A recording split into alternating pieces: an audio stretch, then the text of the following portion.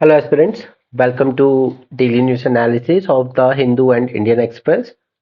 Wishing you a very happy new year. Today the date is 1st January 2024. Okay, now see, अभी तक तो ये लगता था दिमाग में आप लोगों को कि नेक्स्ट ईयर एग्जाम देना है, नेक्स्ट ईयर देना है, बट अब वो आ गया है next year. Okay, so now be serious and remember the only thing that you need to succeed in this exam is discipline. Doesn't matter how intelligent you are.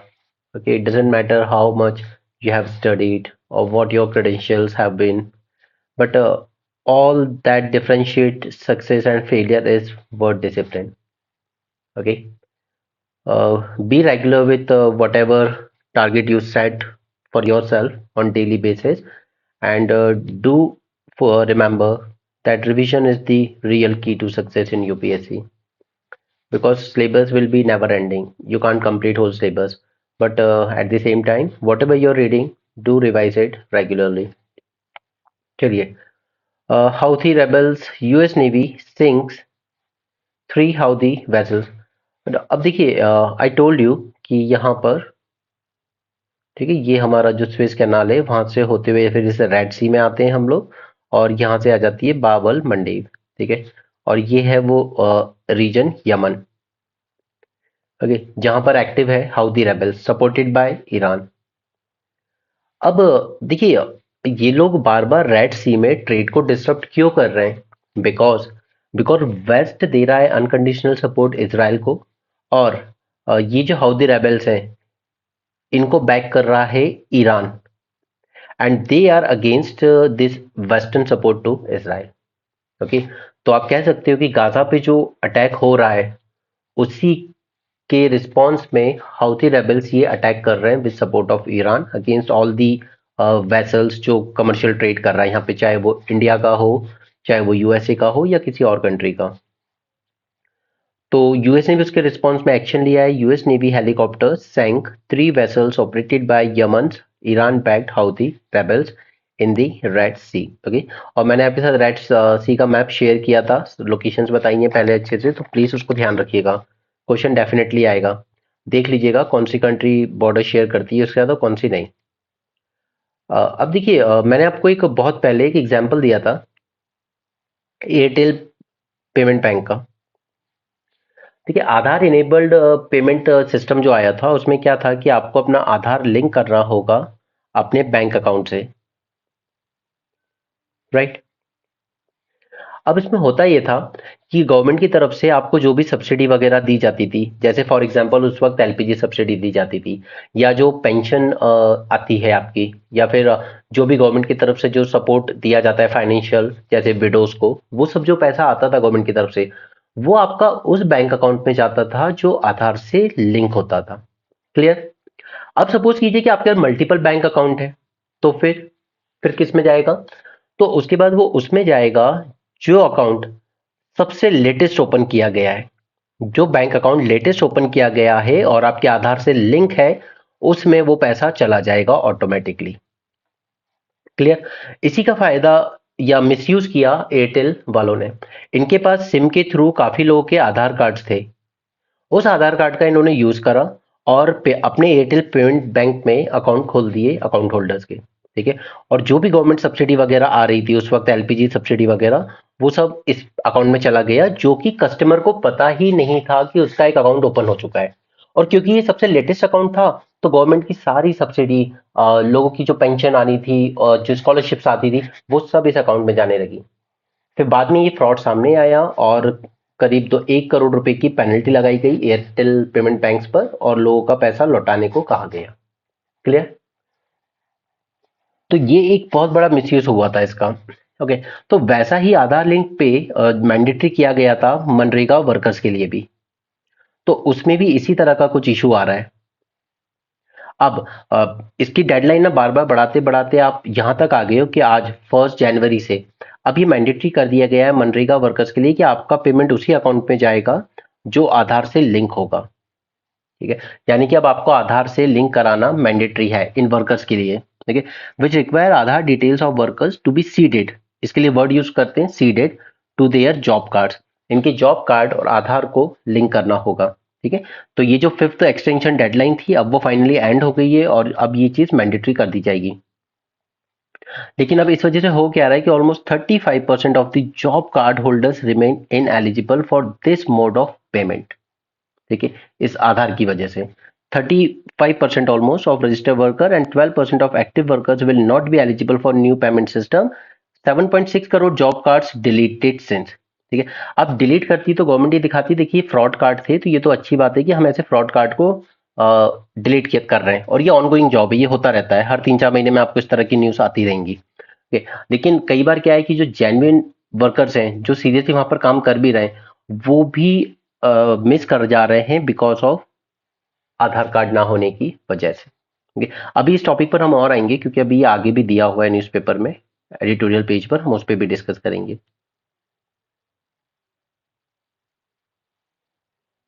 आज क्योंकि 1 जनवरी है तो मोस्टली ना फालतू के बोल बच्चन ज्यादा हैं पुराने ईयर्स के रिव्यू या आगे की जो भी होप है। यहाँ पर Veer Shaiva and Lingayat demand. Lingayat, okay, started by Basavanna, a 12th century philosopher. Okay, इसके बारे में मैंने आपके साथ अपने जो प्रीलिम्स रिवीजन सीरीज के डेमो लेक्चर है उस पर भी डिस्कस किया था ताकि प्रीलिम्स में क्वेश्चन आए तो आप उसको हैंडल कर सकें।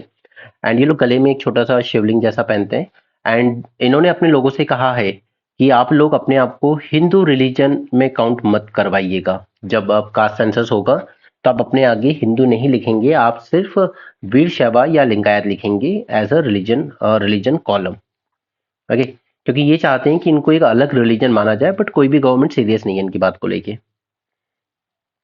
अब ये वैसे न्यूज़ हमारे काम की नहीं है। यहाँ पर एक कॉन्स्टिट्यूंसी में इलेक्शन होना है और जो कैंडिडेट खड़ा है उसको ऑलरेडी मिनिस्टर बना चुके हैं राजस्थान कैबिनेट में। तो ये राइट कॉन्स्टिट्यूशन देता है under article 164 clause 4, okay, that any person has a right to hold the post of minister for 6 months without being elected.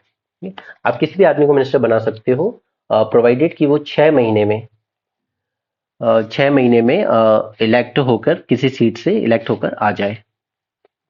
Anganwadi workers, अब देखिए मैंने आपको यूपी में ही बताया था, लखनऊ में कुछ लड़कियां प्रोटेस्ट कर रही थी बिकॉज उनको भी बहुत कम पे किया जाता था, ऑलमोस्ट 11,500, और उनका कॉल जॉब था वो कॉल पिक करना, जो इमरजेंसी कॉल करते हैं हम लोग, ओके, पुलिस वगैरह में। तो उसमें उन्होंने भी यही प्रोटेस्ट किया था कि हमें एक तो पहले तो हमारी जॉब आउटसोर्स कर दी गई, ठीक है, एक प्राइवेट कंपनी को, यानी कि वो काम गवर्नमेंट के लिए कर रहे हैं but it is counted as a private job क्योंकि आउटसोर्स की गई है वो जॉब। गवर्नमेंट ने डायरेक्ट रिक्रूट नहीं किया है, उन्होंने एक प्राइवेट एजेंसी को हायर किया है, आप उसके एम्प्लॉई हैं। ठीक है, उसके बाद 4 साल से उनका पे स्केल नहीं बढ़ाया गया और ये प्राइवेट जॉब है तो obviously there is no job security as well for these girls. ठीक है, तो वहां यूपी में ये केस हुआ था। अब आंगनबाड़ी महिलाओं का देखिए जरा, ये है आंध्र प्रदेश का, वो पिछले 20 दिन से प्रोटेस्ट कर रही हैं, ऑलमोस्ट 1 लाख आंगनवाड़ी वर्कर्स और हेल्पर्स, क्योंकि उनको लगता है कि उनको जो सैलरी दी जा रही है 7,000 पर मंथ, ये बहुत कम है। एंड वी ऑल नो कि इनमें से कई हैं जो छोटे एरिया से आके काम करती हैं शहरों में, ओके, रेंट पे रहती होंगी, okay, ration, school fees of children, utility bill, तो 7,000 rupees is not a salary, okay. एक तो गवर्नमेंट खुद मिनिमम वेज की बात करती है, कहती है कि 12,000 should be the minimum wage, but आप तो खुद नहीं दे रहे हो। या आंगनवाड़ी वर्कर जो महिलाएं हैं, आप कोई भी सर्वे करा लीजिए, आप कुछ भी करा लीजिए, किसी भी कोई भी एलिमिनेशन प्रोग्राम चला लीजिए डिसीज के लिए, ये they are the front workers, ये हमेशा फ्रंट पे रहती हैं। उसके बाद भी जब बात उनकी सैलरी की आती है तो आप 20 दिन से वो प्रोटेस्ट कर रही हैं और उनकी बातें सुनने की बजाय आप क्या कर रहे हो, आप ऑल्टरनेटिव अरेंजमेंट कर रहे हो कि चलिए इनके बिना भी हम काम चला लेंगे। 7,000 नॉट दी सैलरी है। अब याद याद कीजिए, पंजाब सरकार ने अपने यहाँ के एमएलएस के लिए किया था कि आपको सिर्फ 1 टर्म की ही पेंशन दी जाएगी। फॉर एग्जाम्पल, कोई लीडर है जो 8 बार या 10 बार भी इवन, ठीक है, वो इलेक्शन जीतता है बार बार, तो वो ना हर टर्म की पेंशन लेता था। सो इन वर्ड्स ऑफ पंजाब सीएम भगवंत मान की कुछ पॉलिटिशियन ऐसे थे जो 5-6 लाख रुपए महीना तक पेंशन लेते हैं, okay, and they are not retired from politics yet. They are, for example, you take Kamalnath from Madhya Pradesh or Shivraj Singh Chauhan from Kamalnath, I think he's been अगर MP और MLA दोनों मिलाए ना शायद 12 term करीब कर चुके हैं वो, ओके। तो अगर इतनी पेंशन आप ले सकते हो तो अभी पॉलिटिक्स में एक्टिव होते हुए, गवर्नमेंट की सारी फैसिलिटीज, सैलरी भी ले रहे हो जो एक्टिव टर्म है आपका, उसके बाद आप आंगनबाड़ी या यूपी में काम कर रही इन लड़कियों से एक्सपेक्ट करते हो कि आप 7,000 12,000 में काम कीजिए, ठीक है? और ये पिछले 4 साल से इनकी सैलरी यही है। तो आई थिंक इनका हमेशा प्रोटेस्ट गलत भी नहीं है। इवन आज अगर एक डेली वेज अर्नर को भी देखोगे ना, तो वो भी शायद दिन के 500 रुपए कमा लेता है। दैट मीन्स वो भी महीने के 15,000 कमा रहा है। बट ये आंगनबाड़ी महिलाएं जो सबसे ज्यादा काम करती हैं, उसको आप दे रहे हो 7,000। राइट।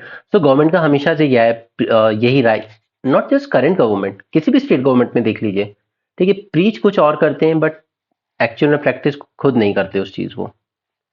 एनीवे, यहाँ पे हम देख लेते हैं 24 हमारे लिए क्या लेके आ रहा है। सबसे पहले 2013 से यूक्रेन एंड गाजा वॉर जो चल रही है उसी को आगे तक खींचते हुए लाएंगे। ओके। क्योंकि इसराइल का कहना है हमारे गोल अभी तक अचीव नहीं किए हमने। First is release of all Israeli hostage, सबको रिलीज नहीं किया है। Destruction of Hamas and effective deterrence by ensuring that Gaza no longer pose a threat to Israel. ठीक है, ये उसके 3 गोल है जो वो अचीव करना चाहता है, इसलिए वो अभी वॉर रोकने के मूड में नहीं है। बट अगर वॉर कल को खत्म भी हो जाती है तो उसके बाद क्या? तो उसके बाद सभी कंट्रीज का वही कहना है, 2 स्टेट सॉल्यूशन। बट कैसे है? दूसरा, रीजनलाइजेशन ऑफ कॉन्फ्लिक्ट। ये कॉन्फ्लिक्ट कहीं ना कहीं थोड़ा सा रीजन को डिवाइड तो कर गया है। ओके। जैसे अभी हमने फ्रंट पेज पे देखा, ईरान इनडायरेक्टली यमन में बेस्ड हाउती रेबल्स को सपोर्ट कर रहा है, राइट? और वो क्या कर रहे हैं? रेड सी में ट्रेड एंड कॉमर्स को डिसरप्ट कर रहे हैं। क्लियर? और इसका सबसे बड़ा एग्जांपल है कि एक कंपनी है, शिपिंग कंपनी, उसने अपनी शिप्स को मना कर दिया रेड सी से जाने के लिए। वो Cape of Good Hope, South Africa को पूरा एनसर्कल करके जाएगी। ठीक है? तो एक तो रूट लंबा हो गया, ट्रांसपोर्टेशन कॉस्ट बढ़ गई, और अल्टीमेटली फिर वही inflation and so on, right? तो इसका रीजनल इम्पैक्ट तो देखने को मिला है, specially Houthi militia in Iran support. Okay, they are causing violence at sea and that is leading to rise in goods traded between Europe and Asia. And future of Russia-Ukraine war is more difficult to decipher now, क्योंकि अब Ukraine को ना USA भी और Europe भी खासकर उतना ज्यादा सपोर्ट करने के मूड में नहीं है। Even Russia is feeling the war fatigue. The decline in material and financial assistance will erode Ukraine's ability to continue the war, क्योंकि यूएसए में मैंने आपको बताया था प्रेसिडेंट चाहते थे कि फंड और दिए जाए, बट उनकी जो कांग्रेस थी उसने कहा कि नहीं, ज्यादा फंड हमें इसराइल की तरफ डाइवर्ट करना चाहिए, यूक्रेन को छोड़िए अब। और ईयू में कई कंट्रीज ऐसी हैं जो कह रही हैं कि बस अब हम और सपोर्ट नहीं कर सकते यूक्रेन को, ठीक है? तो यूक्रेन अब लूज कर जाएगा उस वॉर को देर सवेर। एनीवे, बट इस वॉर ने एक चीज दिखा दी, रशिया की incapacity, that it fail to prevail over a smaller neighbour. Okay, it but Russia withstood the opposition of the west, okay, despite all the economic sanctions and near universal condemnation by United Nation, या internal upheaval भी जो उसकी खुद की देश में हुए, जैसे वो वैगनर ग्रुप याद कीजिए, ठीक है, वैगनर ग्रुप एक तरह का कूप करने की कोशिश की थी इन्होंने। इसके बाद भी रशिया कहीं ना कहीं सभी चैलेंजेस को विदस्टैंड कर गया। Through 24 European pillar of NATO will have to carry a greater burden. अभी ट्रंप ने शुरू किया था कि देखिए, नाटो नाटो सिर्फ अकेले यूएसए से नहीं बना, यूएसए के साथ इतने सारे यूरोपियन पार्टनर से भी बना है। बट उसका ये मानना था, खासकर ट्रंप का, कि नाटो का पूरा खर्चा ज्यादा से ज्यादा यूएसए बियर करता है, ठीक है? ये ब्रिटेन, जर्मनी, फ्रांस, इटली, इस तरह की कंट्रीज ज्यादा बियर नहीं करती हैं। इवन टर्की भी नाटो मेंबर है। तो कहीं ना कहीं यूएसए का ये स्टैंड, देखते हैं ट्रम्प जीतता है या नहीं इस बार, बट ये स्टैंड क्लियर है यूएसए का कि Europe should share more burden of NATO expenses. फिर दूसरा फ्लैश पॉइंट है वर्ल्ड के लिए इंडो पैसिफिक में, तो यहाँ पर ताइवान है। और आज मैं आपको दिखाऊंगा भी आगे, प्रेसिडेंट जी जिनपिंग ने कहा भी है कि union of Taiwan and mainland China is inevitable, ठीक है? उसी तरह नॉर्थ कोरिया, कल ही नॉर्थ कोरिया का जो लीडर है किम जोंग उन, उसने कहा है कि be prepared for the war. उसके बाद साउथ चाइना सी, यहाँ पर फिलीपींस काफी असर्टिव हो रहा है, including with Vietnam and Malaysia, supported by USA. और चाइना के साथ इंडिया बॉर्डर पर भी जो स्क्रिमिशेस चलते रहते हैं। और यूएस चाइना में चल रहा है एक तरह का स्ट्रैटेजिक राइवलरी, ठीक है, स्ट्रैटेजिक राइवलरी जिसको हम कहते हैं, बिकॉज इन कंटेक्स्ट ऑफ, मैंने आपको एग्जांपल दिया था एडवांस चिप्स का, ठीक है, लेस देन 10 नैनोमीटर। ठीक है, उसने यूएसए ने मना कर दिया है कि हम सिर्फ इतना ही नहीं, जितनी भी सोफिस्टिकेटेड टेक्नोलॉजीज हैं, फ्यूचरिस्टिक टेक्नोलॉजीज हैं, वो सब यूएसए ने शेयर करने से मना कर दिया चाइना के साथ, to slow the down its progress in artificial intelligence. Okay, Ladakh issue, we all know what's going on there. China कोई फ्लेक्सिबिलिटी दिखा नहीं रहा है उसमें, और इंडिया भी अपनी जगह पर काफी रेजोल्यूट होकर खड़ा हुआ है। ओके, इंडिया के गेन की बात करते हैं कि 2023 में इंडिया ने क्या गेन किया। सबसे पहला तो हमने दिखाई है अपनी सेल्फ कॉन्फिडेंस, मेच्योरिटी। ठीक है, कॉन्फिडेंस कि आप रशिया को क्रिटिसाइज कर सकते हैं, हमें नहीं करना। ओके, जबकि हम तो उससे ज्यादा कुछ ट्रेड कर भी नहीं रहे थे, हमने तो उसके बाद ऑयल परचेज करना शुरू किया, क्योंकि वो हमारी बेसिक रिक्वायरमेंट है। पूरी तरह 80% हम लोग इम्पोर्ट डिपेंडेंट है, 85% इनफैक्ट। ओके, पूरा यूरोप रशिया से गैस खरीद रहा है, आप लोग क्रिटिसाइज भी कर रहे हो और उसके साथ ट्रेड भी कर रहे हो, गैस भी परचेज कर रहे हो, और इंडिया को प्रेशर करते थे कि आप क्रिटिसाइज कीजिए रशिया को, तो हमने नहीं किया। Okay, because we have that self confidence, we have that maturity. US India relations और मजबूत हुए। ठीक है, political convergence, defence cooperation, expanding contours of India US, और ये ICET, that is initiative on critical and emerging technologies. Though अभी अभी recently जो खालिस्तानी इश्यूज, ये पन्नू और निज्जर वाला सागा जो इरप्ट हुआ है, उससे थोड़े टाइम तक ये इशू रहेगा active, but it is unlikely to hurt the growing strategic partnership in the medium term.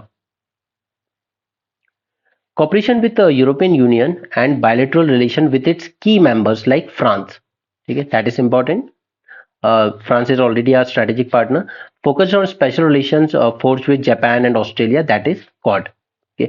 Russia के साथ भी हमारे रिलेशंस ठीक हैं, उतने पहले जितने स्ट्रांग नहीं है, but still it is somewhat stable and resilient. G20 presidency में हमने अचीव किया कि हमने जो डेक्लेरेशन वहां पे फाइनल ड्राफ्ट तैयार किया, वो 100% कंसेंसस से हुआ। ठीक है, अगली प्रेसिडेंसी जाएगी अब G20 की ब्राजील के पास, उसके बाद साउथ अफ्रीका के पास।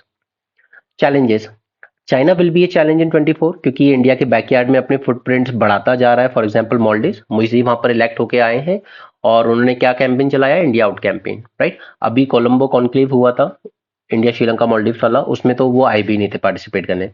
सिमिलरली श्रीलंका हम्बन टोटा बोट 99 ईयर लीज पे ले चुका है, चाइना वहां पर अपनी शिप्स वगैरह भेजता रहता है in the name of scientific expedition. Nepal कहीं ना कहीं थोड़ा सा उधर ही टिल्ट होता जा रहा है, क्योंकि कम्युनिस्ट लोगों के हाथों में वहां पावर इस वक्त नेपाल में। एंड भूटान, ठीक है, यहाँ भी इनका कोई टेरिटोरियल डिस्प्यूट चल रहा है, तो वहां पर टेरिटरी स्वैप करने की बात की जा रही है, नॉर्दर्न बॉर्डर को ईस्टर्न बॉर्डर, वेस्टर्न बॉर्डर के साथ। ओके, और नेपाल के साथ हमारा एक और इशू चल रहा है, that is territorial dispute of काला पानी। राइट, बस एक एक दो दो बात अपने हर एक नेबरहुड के बारे में याद रखिएगा। ठीक है, उसी तरह से म्यांमार है, तो म्यांमार में कौन रूल कर रहा है, military junta, and that is more close to Chinese Chinese people. Okay, उसी के साथ म्यांमार में एक पोर्ट है, Kyauk Kyaukpyu port. Okay, I don't know how to pronounce that. Okay, I write it again, Kyaukpyu port. ठीक है, इसको develop कर रहा है चाइना। रही बात पाकिस्तान की, तो वहां पर हमारे वेस्ट में ग्वादर पोर्ट है, वो चाइना डेवलप कर रहा है। ठीक है, मतलब कहीं ना कहीं इंडिया को पूरी तरीके से एनसर्कल करने की कोशिश की जा रही है। Alright, so we need an effective counter strategy to be devised. Now, इसके अलावा और नए इश्यूज क्या इमर्ज होकर आ रहे हैं, तो एक तो है क्लाइमेट चेंज का। ठीक है, और ट्रेड एग्रीमेंट, हम लोग नए नए एफटीए ज्वाइन करने की कोशिश कर रहे हैं अलग अलग कंट्री के साथ। आर्टिफिशियल इंटेलिजेंस, तो इसको हम लोगों ने कहा भी था G20 टाइम भी कि इसको रेगुलेट करने की जरूरत है, और ये सिर्फ कंट्री लेवल पर रेगुलेट करने से कुछ नहीं होगा। हालांकि ईयू ने इसके लिए लॉ बना लिया है, ठीक है, यूएसए भी बना रहा है, बट ये ऐसी चीज है जिसके लिए एक इंटरनेशनल लेवल पर हमें कुछ नॉर्म्स बनाने होंगे रेगुलेट करने के। उसी तरह के फिर और भी मल्टीलेटरल ग्रुप्स हैं, G20, BRICS, Shanghai Cooperation Organisation, Indian Ocean Rim Association, Bay of Bengal Initiative, that is BIMSTEC. Okay, United Nation Security Council के रिफॉर्म, ये सब ऐसे इश्यूज हैं जो इस साल भी इंडिया को पहले की तरह ही परस्यू करते रहना पड़ेगा। ये सब स्टेट स्पेसिफिक हैं, Kerala, Telangana, not important for us. अब देखिए, ये बिल आ रहा है ना, अभी ड्राफ्ट स्टेज में है, ब्रॉडकास्टिंग सर्विसेज रेगुलेशन बिल, और मैं आपको हमेशा एम्फेसाइज करता हूँ, जब तक वो बिल है तब तक उसको मत पढ़ो, जब वो एक्ट बन जाएगा तब हम उसकी बात करेंगे। ठीक है, इसे बॉल बाय बॉल कमेंट्री मत पढ़ा करो, क्योंकि न्यूज़पेपर सिर्फ यूपीएससी के एस्पिरेंट्स के लिए नहीं लिखा गया है, उनका काम है वो सब लिखना, वो लिखते रहेंगे ये सब, बट जब वो एक्ट बन जाएगा तब हम उसको जान लेंगे। ओके, अच्छा, बाय द वे मुझे आपके साथ वो टेली कम्युनिकेशन वाला बिल डिस्कस करना है ना। ओके, मैं उसको मेंस 450 प्लस वाले वीडियो में पूरा कंप्लीट एनालिसिस के साथ डाल दूंगा। ओके, ये मैं आपको इसलिए कहता हूँ क्योंकि आप देखिए प्रीलिम्स और मेंस ऐसा नहीं रह गया है, सेपरेट डोमेन नहीं रह गया है। प्रीलिम्स में भी आपको ऐसे क्वेश्चन मिल जाएंगे जहाँ पे किसी बिल के आपसे फीचर्स पूछ लिए जाते हैं, ठीक है, वो फिर भी एक्सपेक्टेड होता है। बट कई बार आपसे ये भी पूछ लिया जाएगा कि इस एक्ट को आने के बाद इसके इम्पैक्ट, ये पॉसिबल इम्पैक्ट्स हो सकते हैं। ओके, तो इसलिए जो भी एक्ट बनते हैं उनको हम हॉलिस्टिकली पढ़ें मेंस 450 प्लस में, वो हमें ज्यादा काम आएंगे। ये देखिए यहाँ पर अब ये वही आर्टिकल आया जो मैंने आपके साथ फ्रंट पे डिस्कस किया था, आधार बेस्ड पेमेंट सिस्टम। ओके, इन्होंने यहाँ पे वही एग्जांपल दिया है एयरटेल वॉलेट वाला जो मैंने आपको शुरू में समझाया कि कैसे आपका आधार यूज करके आपके नॉलेज के बिना ही अकाउंट खोल दिए गए और सारी सब्सिडी इधर उधर डाइवर्ट होती गई। ओके, इसको कहते हैं डाइवर्टेड पेमेंट। वैसे ही कुछ आधार के लोगों के साथ है। यहाँ पर ये लोग जो सर्वे करते हैं ना, उन्होंने ये आर्टिकल लिखा है पूरा कि उनका क्या एक्सपीरियंस रहा इस चीज के बारे में। तो आधार पेमेंट बेस सिस्टम, ठीक है, it is an offspring of NPCI, that is persons Aadhaar number becomes her financial address. 3 step में होता है। First, account must be seeded to customers Aadhaar, ठीक है, आपका बैंक अकाउंट लिंक किया जाएगा आपके आधार के साथ, ठीक है। सेकंड, अब इसको कनेक्ट किया जाए कनेक्टेड टू एनपीसीआई मैपर, और इसी स्टेज को कहते हैं मैपिंग, ठीक है, याद रखिएगा। पहले अकाउंट को आधार के साथ सीड किया जाएगा, तो फर्स्ट स्टेज हो गई सीडेड, सेकंड हो गई मैपिंग, जहां पर इसको कनेक्ट किया जाएगा एनपीसीआई के मैपर के साथ।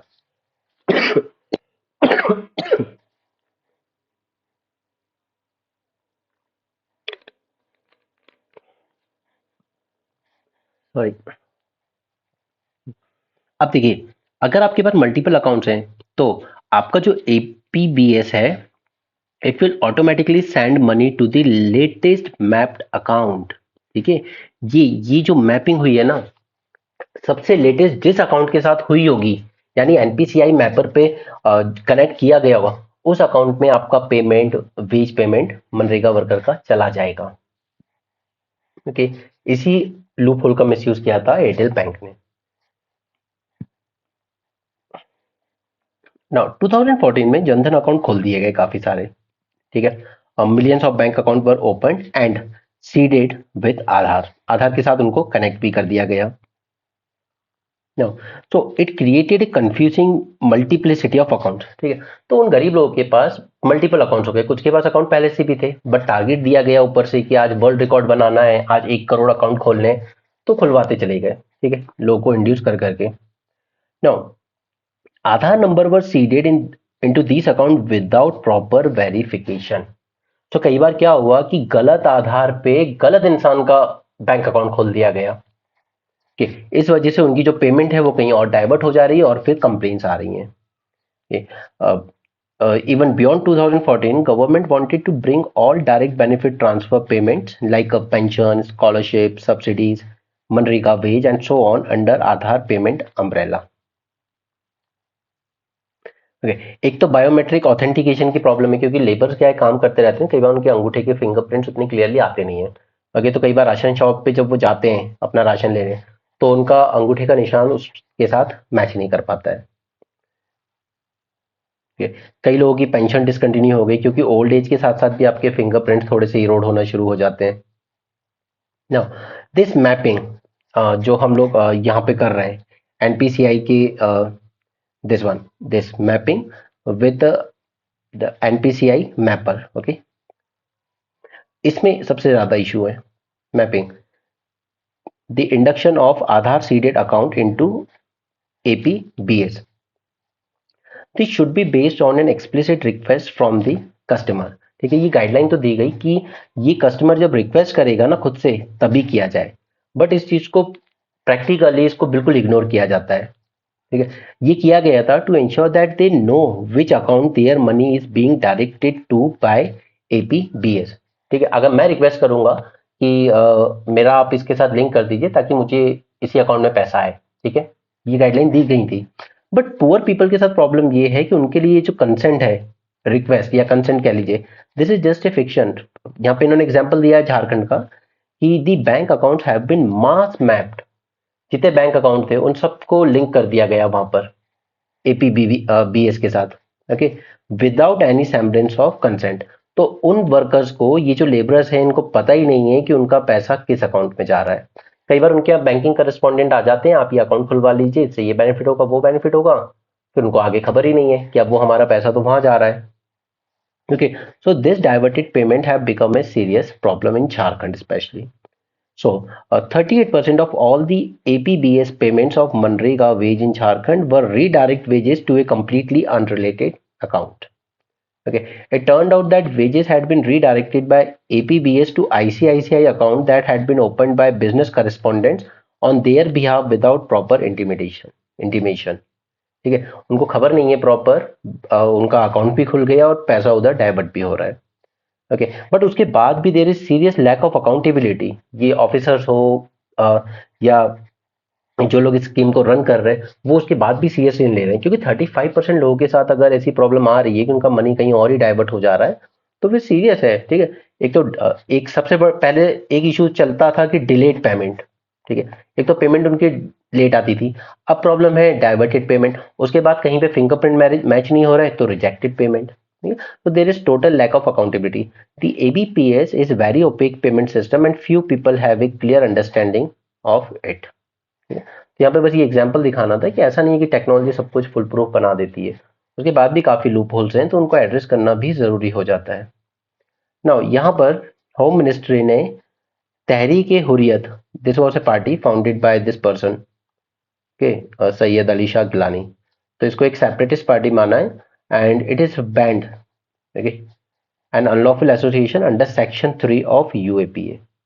तो बस सेक्शन 3 याद रखिएगा कि UAPA के सेक्शन 3 के अंडर में ऐसे किसी भी ऑर्गेनाइजेशन को बैन किया जा सकता है जो एंटी इंडिया प्रोपेगेंडा चलाता हो या टेरर एक्टिविटीज या सेसेशन को बढ़ावा देता हो। अब देखिए यहाँ पर एक वर्ड आया है रणबीर पीनल कोड। ये वैसे ही है जैसे इंडिया के लिए इंडियन पीनल कोड था ना, वैसे जम्मू कश्मीर के लिए चलता था Ranbir penal code. Ranbir Singh was the person जिन्होंने वो सब ड्राफ्ट किया था जम्मू कश्मीर के लिए उस वक्त 1956 में। क्लियर। अब यहाँ पर इंडिया ने भी अपनी कमर्शियल वेसल की प्रोटेक्शन के लिए फ्रिगेट्स एंड डिस्ट्रॉयर्स को तैनात किया है, ठीक है, रेड सी और अरेबियन सी में। Against the backdrop of increasing attacks on commercial ships transitioning the Red Sea, Gulf of Aden and Arabian Sea, this will enhance maritime surveillance efforts and augment force levels. India 4G services अपने border outpost तक पहुंचा देगा। Okay, government approve 4G mobile services for more than 1100 border outpost along with India international border. Okay, और implement कौन कर रहा है? BSNL। Now Arvind Panagariya 16 finance commission के चेयरमैन होंगे। ओके, और इन्हें अपनी रिपोर्ट सबमिट करनी होगी 2025 तक, और ये जो रिपोर्ट आएगी इसका कार्यकाल होगा 2026 से 31 तक। ठीक है, टेन्योर। नाउ यहाँ पर सुप्रीम कोर्ट ने एक प्रोजेक्ट शुरू किया था ट्रांसलेशन करने का। Supreme court monumental project of translating all of its 36,000 judgments into schedule languages. अब आपको पता है कि 8th शेड्यूल में, ठीक है, 8th शेड्यूल में हमारे पास लैंग्वेजेस मेंशन है, 22 लैंग्वेजेस, कि ये हमारी शेड्यूल लैंग्वेज है, और सुप्रीम कोर्ट मोस्टली यूज करता है सिर्फ इंग्लिश। तो इनको इन सभी शेड्यूल लैंग्वेजेस में ट्रांसलेट करने का एक बहुत ही मैसिव मॉन्यूमेंटल प्रोजेक्ट लॉन्च किया था सुप्रीम कोर्ट ने, जो थोड़ा सा स्पीडली चल रहा है and that is good thing. Okay, and इस 22 शेड्यूल लैंग्वेजेस में इंग्लिश नहीं आती है, इसको ध्यान रखिएगा। ओके, और इसके लिए सुप्रीम कोर्ट ने क्या लॉन्च किया था? सुप्रीम कोर्ट विधिक अनुवाद सॉफ्टवेयर, सुवास। अब ये जो फालतू के जो वीडियो बनाते हैं यूट्यूब पे, उसमें प्लीज ये नहीं कि अभी सुवास पे ही पढ़ने बैठ गए 10-15 मिनट का वीडियो देखने, नॉट इम्पॉर्टेंट। ओके, बस इतना याद रखिएगा, अनुवाद, ठीक है, ट्रांसलेशन वगैरह के लिए किया जाएगा 8 शेड्यूल में आने वाली सभी languages, all, okay, remember all languages, उसमें ट्रांसलेट किया जाएगा। But problem is that high courts are not yet permitted to conduct proceedings in regional languages except in Hindi-speaking states. Further, these translated rulings come with a disclaimer that absolve the Supreme Court registry of any responsibility for incorrect or inaccurate translation. आप बस एक disclaimer डाल देते हैं वहां पे कि अगर इसमें कोई त्रुटि हो, ट्रांसलेशन में कोई गलती हो, तो उसके लिए वो रिस्पॉन्सिबल नहीं है जो ट्रांसलेट कर रहा है सुप्रीम कोर्ट में।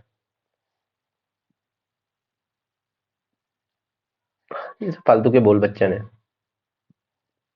जैसे 2015 में India was 81st on global innovation index, today our rank is 40। ठीक है, नो, काइंडली टेल मी कि ग्लोबल इनोवेशन इंडेक्स कौन पब्लिश करता है?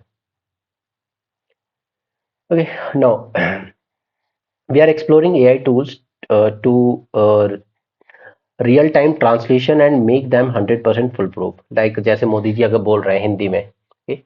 तो इंडिया में सभी, कोई भी सुन रहा हो, इमीडिएटली तुरंत अपने आप ही वो ट्रांसलेट होके आपको सुनाई दे। ठीक है, that is called as real time translation. Jharkhand में एक ट्राइबल लैंग्वेज बोली जाती है, कुदुक लैंग्वेज। इसको याद रखना, क्योंकि यहाँ पर झारखंड में बहुत अच्छा एक स्कूल खोला गया जो ट्राइबल बच्चों को हिंदी या इंग्लिश में नहीं, उनकी लैंग्वेज में पढ़ा रहा है, दैट इज कुदुक लैंग्वेज।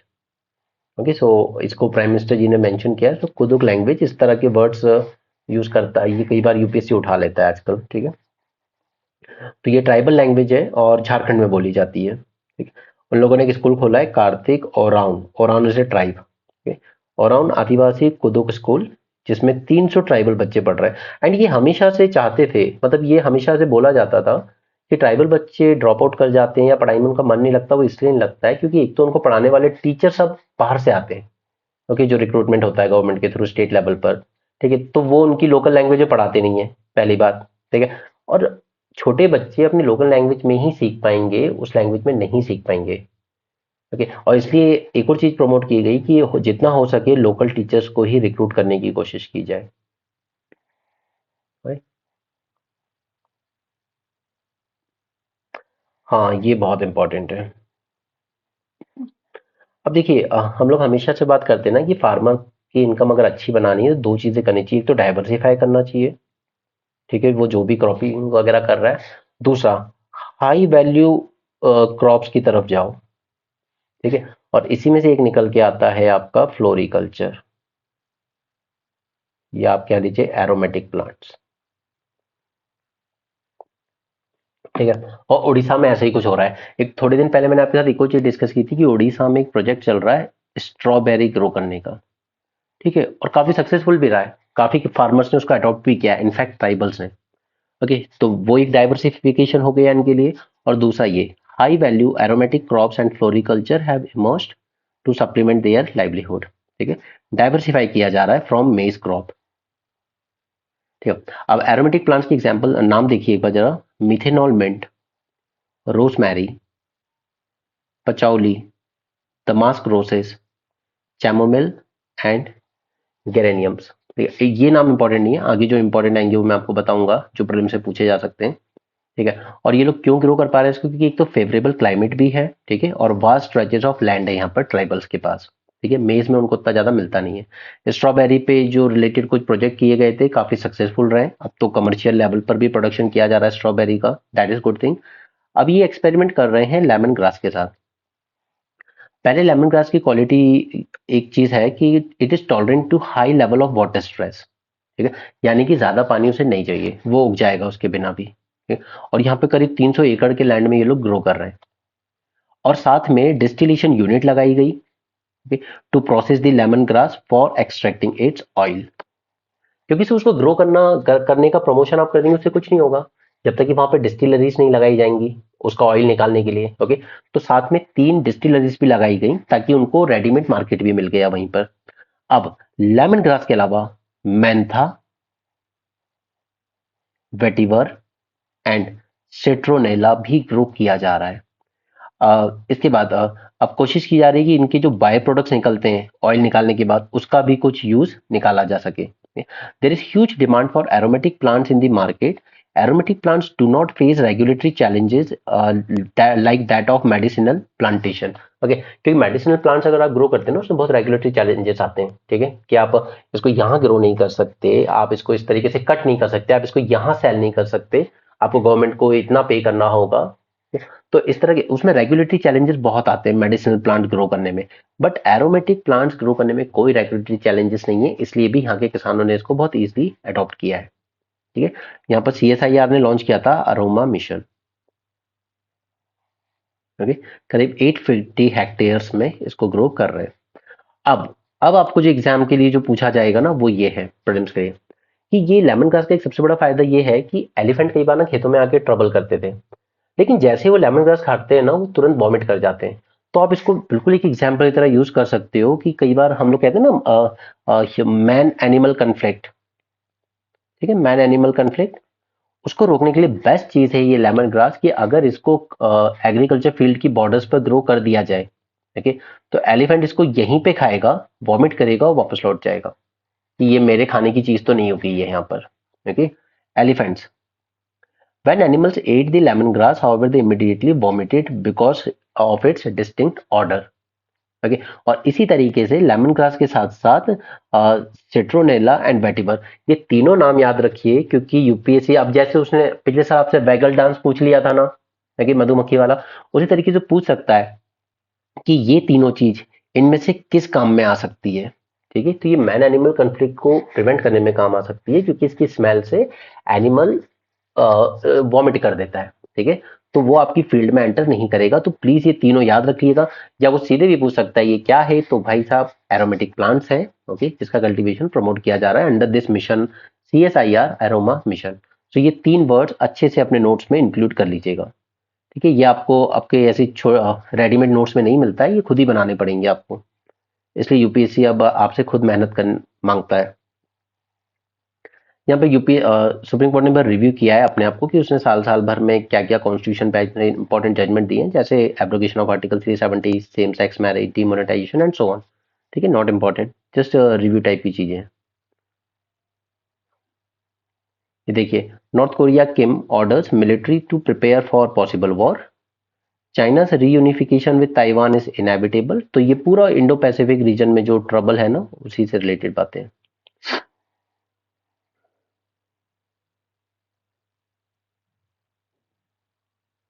अच्छा, यहाँ पे एक वर्ड है, कहाँ गया, हाँ, बकेट हेड कल्ट, ये क्या है? ठीक है, कई बार सिर्फ सिंपल डायरेक्टली पूछा जा सकता है, तो कुछ नहीं है, इनकी ये हेड देख रहे हैं ना, राउंड गोल टोपी, इसका बस एक ही मोटिव है कि वुमेन्स क्रिकेट को सपोर्ट करना, उसको ज्यादा से ज्यादा प्रमोट और पॉपुलराइज करना, एक फैन बेस तैयार करना। सो बकेट हेड कल्ट किस चीज से रिगार्डिंग है? Promoting women's cricket, creating a support base. No see, यहाँ पर एक तो काम की बात पहले ये देख लो जो आपको प्रीलिम्स में ऐसे स्टेटमेंट मिलती है, many genetic test can be perform today not on single genes but on combination of them as well. ठीक है, increasing affordability, accessibility of personal genomes, the lower cost associated with genome sequencing technologies has played a pivotal role in this democratization. The convergence of technology and biology have paved the way for more population scale whole genome sequencing endeavors, okay, promising a deeper understanding of the genetic foundation of disease and cures to them. Now, this is an important point. Personal genome sequencing in particular, okay, ये sequencing से sequencing से हमें क्या फायदा हो सकता है? इससे हमें फायदा हो सकता है that it can help us tailor treatments to individual genetic profile and predict individual susceptibility to specific disease. Okay, इसलिए मैंने इसको स्टार मार्क किया है, दिस इज इंपॉर्टेंट पॉइंट। अब देखिए, वैसे ये आर्टिकल एकदम नॉर्मल था, उसमें ऐसा कुछ काम की चीजें नहीं है, ठीक है? लेकिन the use of comprehensive test can also reveal genetic abnormalities that extend beyond initial purpose or indication of a given test. ये कुछ आपको एक्स्ट्रा इंफॉर्मेशन भी दे सकता है, जिसको हम कहते हैं incidental और secondary findings. Okay, of course not all incidental findings will be useful to an individual, so there is a debate among the researchers whether these individuals should be able to access such result or not. These incidental findings, अभी US की एक agency है, उसने कहा था कि incidental findings that pertains to certain conditions and disease could be disclosed to individuals because that could help them. These conditions include like genetic cancer syndrome, ठीक है, familial gastrointestinal cancer या cardiac metabolic disease. तो ये इन लोगों ने include किया almost 97 ऐसे disorders या 81 genes spanning cardiovascular metabolic disorder and cancer, ठीक है। ये सब इस तरह इसी यही है, ये सेकेंडरी फाइंडिंग्स के ही पार्ट है, ठीक है। तो वैसे तो नहीं आएगा, बट अगर आ जाए तो मैंने बस एक बार बता दिया है कि सेकेंडरी फाइटिंग क्यों न्यूज में था। हाँ, ये इसरो आज लॉन्च करेगा 1 जनवरी 2024 को, ठीक है। ये इसका न्यू मिशन है, एक्सपोसैट सैटेलाइट। तो इसके बारे में जान लेते हैं। वैसे कर दिया होगा अब तक launch, okay. XPoSat, it is short for X-ray polarimeter satellite. It will study X-rays emitted by phenomena in space and their polarization from Earth orbit. X-rays are electromagnetic radiation, we all know that, okay, जिसकी wavelength होती है 0.01 से 10 nanometres के बीच। Now, important ये चीज है, electromagnetic radiation characterized by an electric field and a magnetic field, ठीक है। एक इलेक्ट्रिक फील्ड होती है, दूसरी होती है magnetic field, vibrating perpendicular to each other. Remember this word, they vibrate perpendicular to each other. अगर पैरेलल बोल दे तो नहीं, परपेंडिकुलर होती हैं एक दूसरे के, electric field and magnetic field.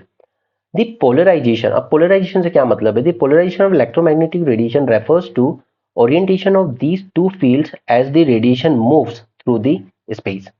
X-rays can be polarized when they get scattered. Now, the polarized X-rays are also produced when the path of fast-moving charged particle is bent by a magnetic field. और यही सब observe करने वाले हैं। Studying these X-ray can reveal which way the magnetic field is pointing, and tracking how these X-ray evolve in time can reveal many things about body producing such fields like pulsars. Okay. Okay, तो the Hindu यहाँ पे खत्म होता है। एक बार Indian express पे और नजर डाल लेते हैं जल्दी से। But again as I said कि आज 1 जनवरी है, तो मोस्टली रिव्यू टाइप की चीजें ही ज्यादा हैं। ओके, तो यहाँ तो कुछ काम का नहीं है। ये तालिबान अटैक करता रहता है ना, तालिबान की एक आप कह सकते हो एक ब्रांच है, तहरीक तालिबान पाकिस्तान, ठीक है। वो पाकिस्तान में अटैक करता रहता है, तो ये लोग आपस में आज मिलके बात करना चाहते हैं ताकि टेंशन थोड़ी कम हो सके। यहाँ पे वही एक्सरे ऑब्जर्वेटरी वाला है एक्सपोसैट, तो वो अभी देख लिया है हमने ऑलरेडी। तो यहाँ पर तो ऐसी कोई न्यूज़ नहीं है, आगे चलते हैं।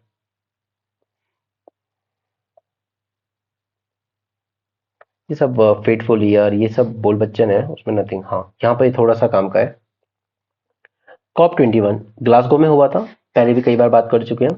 वहां पे एग्री किया था कंट्रीज ने to set up a long duration energy storage council to facilitate the commercialization of technologies. Many of them are at pilot stage that can stock up renewable energy. ठीक है, नाम में क्लियर है, long duration energy storage, okay, यानी कि जो stock कर सके रिन्यूएबल एनर्जी को। However, most LDE solutions are not cost competitive yet, क्योंकि इनको मेंटेन करने में उतना ज़्यादा महंगा हो रहा है जितना कि प्रोड्यूस करने में नहीं होता है। ओके, सो अब और क्या कर सकते हैं हम climate green house gas emissions को कम करने के साथ साथ? तो we can build people resilience, जैसे हम कहते हैं अडेप्टेशन, जैसे building sea walls, improving weather alert system and overhauling urban drainage system, installing irrigation system to combat water scarcity or make crop choice suited to change climate. ये सब फालतू के articles हैं आज। इस टर्म को लिख लीजिए, सोकोल क्रूड। ठीक है, ये वो वाला क्रूड ऑयल है जो प्रोड्यूस किया जाता है in Russia far east region, okay, far east. यहाँ पे मिस्टर अरविंद पनागारिया को 16 फाइनेंस कमीशन का चेयरमैन बनाया गया है, और साथ में टर्म ऑफ रेफरेंस भी दे दिए गए हैं कि उनको क्या क्या करना है। तो ये सब आप लक्ष्मीकांत में पढ़ते ही हैं। रिकमेंडेशन क्या क्या देने होंगे इनको? पहला, distribution of between union state of net proceeds of taxes.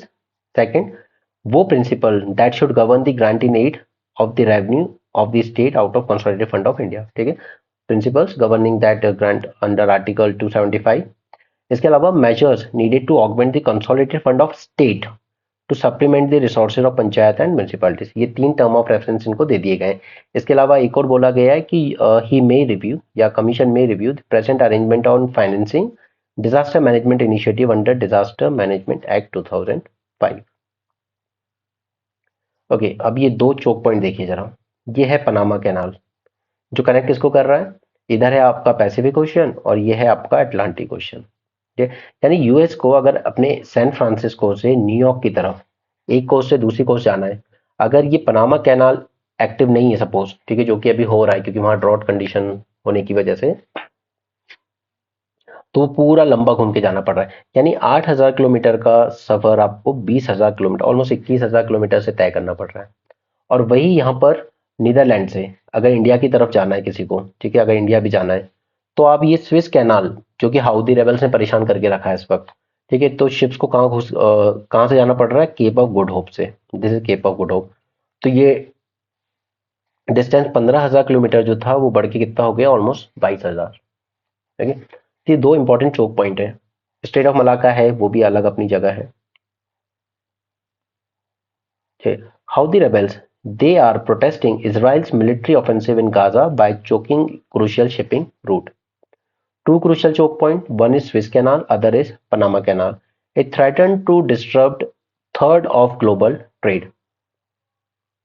Over 80% of the global goods trade is carried by sea. We all know that. Okay. Now, the disruption in Red Sea, for instance, is estimated to push the prices of Indian agriculture products by 10 to 20% as shipment would be routed through Africa via Cape of Good Hope. The higher prices could further the fuel demand concerns for global and Indian export. अब क्योंकि ship को लंबा root लेना पड़ रहा है तो ship में भी जो ऑयल यूज किया जाता था, ओके, चलाने के लिए, वो भी ज्यादा यूज होगा। ठीक है, तो अल्टीमेटली पूरी की पूरी ट्रांसपोर्टेशन कॉस्ट, ठीक है, टाइम प्लस फ्यूल दोनों बढ़ जाएगी शिपिंग इंडस्ट्री के लिए। Shipping by Panama canal has dropped by over 50%। तो पनामा में क्या इशू है, वहां तो कोई रेबल्स नहीं है, फिर वहां क्या इशू आ रहा है, पनामा में ड्रॉप हुआ है ड्यू टू ड्रॉट कंडीशन।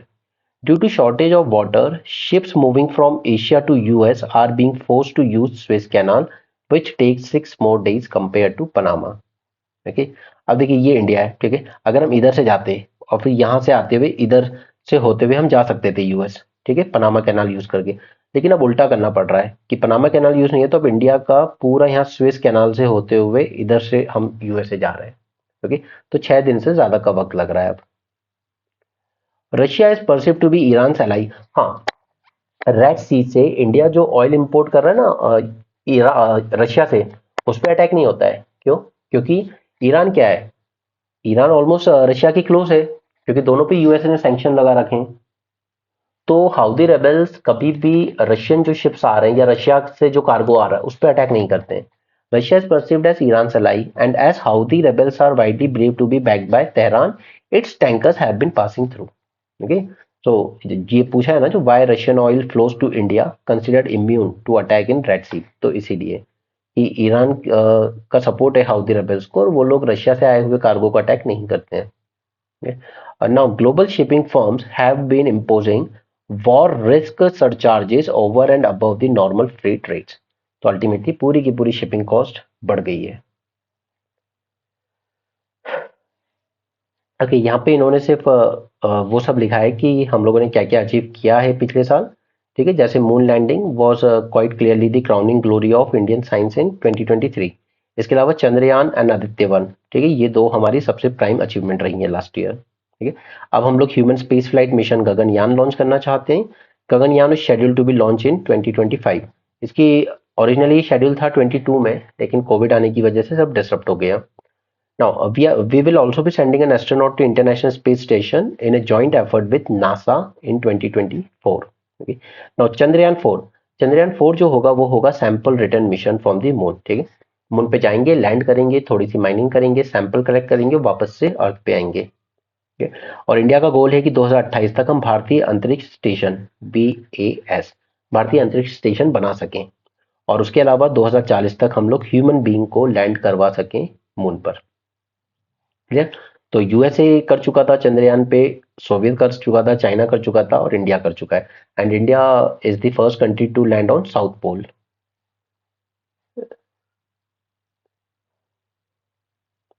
अब सबसे अच्छा जो सरप्राइज था इंडिया के लिए चंद्रयान मिशन वो था हॉप एक्सपेरिमेंट। यानी कि हमने जो हमारा लैंडर था ना, उसको उसके इंस्ट्रूमेंट के साथ साथ लिफ्ट करवाया करीब 40 centimetre above the ground and landing it 30 to 40 centimetre away. क्यों? क्योंकि हम डिमॉन्स्ट्रेट करना चाह रहे थे कि हम लैंडर को लिफ्ट भी करवा सकते हैं मून के सरफेस से, ठीक है, वापस ऊपर की तरफ। क्योंकि ये डिमॉन्स्ट्रेट करना जरूरी है ना, तभी तो हमारा चंद्रयान 4 जो सैंपल रिटर्न होगा वो सक्सेसफुल हो पाएगा ना। तो हम यहाँ पे एक डिमॉन्स्ट्रेशन हमने दे दिया था। Now this is important. India joined US-led Artemis Accord for planetary exploration. अब ये Artemis Accord क्या है, इसको वन लाइन में याद रखो।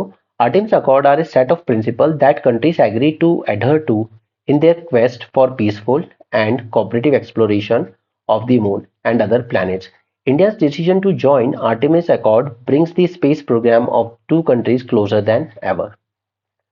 The agreement between ISRO and NASA to send a joint mission to International Space Station, the permanent laboratory in space about 400 kilometer above the Earth's surface in 2024। ठीक है, ये लो earth orbit में है international space station.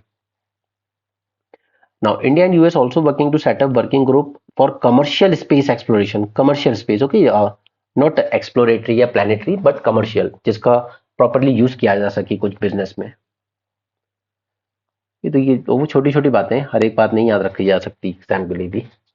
Okay, इसके अलावा मैंने आपको national research foundation पर पूरा एक मेंस का लेक्चर दिया हुआ है, क्योंकि इस पे क्वेश्चन मोस्ट प्रोबेबली आने के बहुत हाई चांसेस हैं। ओके, तो ये इंडिया ने लॉन्च किया है एनआरएफ। फंड कितना रखा है इसमें? 50,000 crore for next 5 years। Okay, goal क्या है? To develop the research capacities in universities and colleges. Okay, क्योंकि हमेशा इंडिया में एक रहा है कि एक सेपरेशन रहा है between research and higher education. The objective of NRF would be to build research capacities in our universities। ये टॉपिक मैं पूरा कवर कर चुका हूँ पहले, तो मैं इसको स्किप करूंगा। ठीक है, आगे चलते हैं नेशनल क्वांटम मिशन पे। ओके, यहाँ पे भी हमने लॉन्च किया है 6,000 करोड़ का national quantum mission. It is aimed at building the 1,000 qubit quantum computer over next 8 years।